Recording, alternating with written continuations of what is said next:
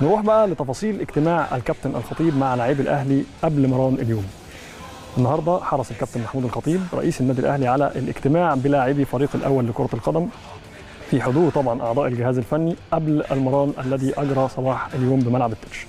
الكابتن الخطيب اتكلم مع اللاعبين ووضح جدا واشار الى النتائج خلال الفتره الاخيره مش مرضيه ولا تناسب امكانياتهم الكبيره وما ترضيش طموح جماهير النادي الاهلي، وكان يجب ان تكون هناك جهود اكبر وتركيز اعلى سواء في المباريات الافريقيه او المحليه، ولا يجب ان تتكرر اخطاء الماضي، وان هم لعيبه على درجه عاليه من الكفاءه والثقه فيهم بلا حدود، وهم ايضا قادرون باذن الله على تقديم مستويات افضل وتحقيق نتائج تسعد جماهير الاهلي الوفيه.